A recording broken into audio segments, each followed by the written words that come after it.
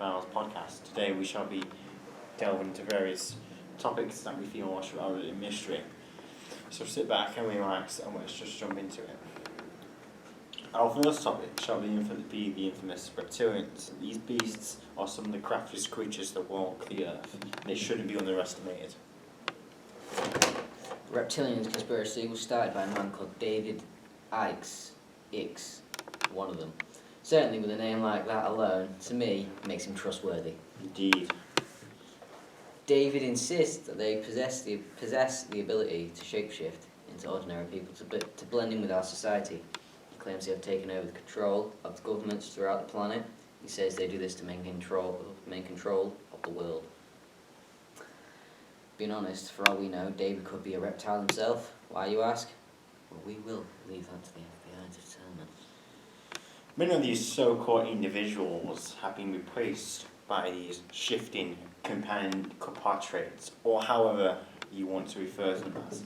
These reptile overlords are suspected of being or masking themselves as Barack Obama, Hillary Clinton, Ruth Bolton, the Queen of England, and the Orange Man himself, Donald Trump. Thus, are terrifying. I'm literally shaking in my seat right now.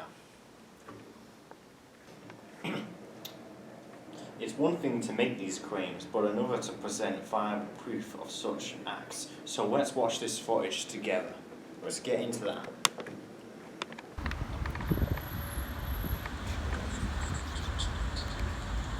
A dark, mysterious storm, truly foreboding. Looks a bit like you. No. I would know. I'm a professional escape artist. That makes no sense, but whatever. Truly shocking. Those boys are probably dead, unfortunately for them. Reminds me, I've got a cousin that met an alien once. Families from all over the world have reported their livestock are disappearing and reappearing, mutilated. Disgusting. I bet it proper stinks, you know. Well, most of the reports have hinted that there is no smell at all. That's what makes it so mysterious. Yeah, but they're getting stabbed. Anyway, authorities seem to put the blame on local teenagers and cultists, but we know better. Seeing as I come from a long line of alienologists, I can say for certain that this was aliens, more especially the Greys. What are the Greys, you ask? Well, please allow my cousin Mark Davis to explain.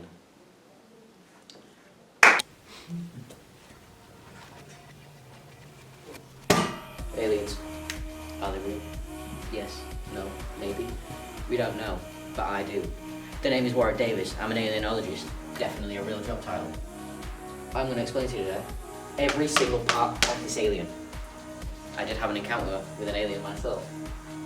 This is the most accurate drawing I could come up with. I've given him the name, Steve, but there was more than one. Let's call him John. This, the think tank. We know it as a head. Very, very dangerous. This is where they do their telepathy. Yeah, the mind reading thing. It's all real. Scientists, I've been lying to you. I'm an alienologist. Different job. I don't lie. In the think tank, we have the blinkers, or as we know, eyes. Dangerous things. See about a meter away. You don't want to mess with these guys. You don't want to be running away and then have them like staring at you. You don't want that. Well, the think tank. Swallow pipe. Even though they have no mouths, I don't know how they swallow or how they eat. Don't make much sense. But anyway, this swallow pipe, it can take on anything. You throw a punch at it, it absorbs it. So don't try it. This, the body, it has not been labelled because it's not that important. The probe inserter. This is where it builds up, you know. You can't, these are long noodle things. You get this thrown at you, you're not dodging it. It's so long. But this was a traumatic experience for me. Connected to the probe inserter. What's the probers? I gotta tell you something about these probers. These are their most dangerous tool they have, and it's connected to their body. They're very round, very circular, and they are not soft when they do it. See, they have these 5 dots on their hands. I didn't actually know what that was for. I was in too much pain. legs, or as I've called them on this thing, stomp hole. They're not actually that special. Stomp things. These are massive. Elephant feet. I don't know how big an elephant's foot it is, but it looks pretty big on the drawing. As we know it's a bulge. Is that called it? But this is Steve. I'm Mark Davis, the alienologist. I'll catch you next time.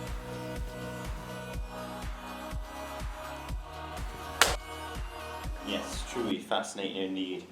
But I feel we have scratched the surface that we needed to of the aliens. So moving forward, I feel it's time to move on to one of the most important topics that you're probably ever going to get from this podcast. Topic 3. So, I see a common question being asked around whether Neil Armstrong walked on the moon. Well, I can't believe I really need to answer this question because it's pretty obvious. No, the answer is no. No, he didn't. Well. No, I know. What are you on about? The moon landing. I can see that you're clearly confused, so let me reveal the truth to your suppressed mind. So, let's get to one of the main points of why the moon landing was faked. The flag footage is now on screen showing you the video. As you can clearly see within this video, the flag is flapping in the wind. Wait. There's no wind on the moon. There's no air on the moon, so how can it flutter?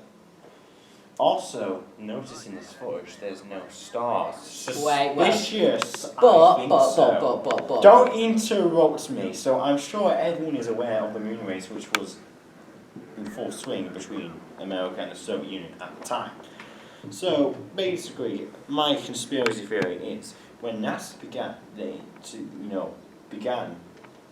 were assigned this crucial task by the American government of faking the moon landing to salvage their pride.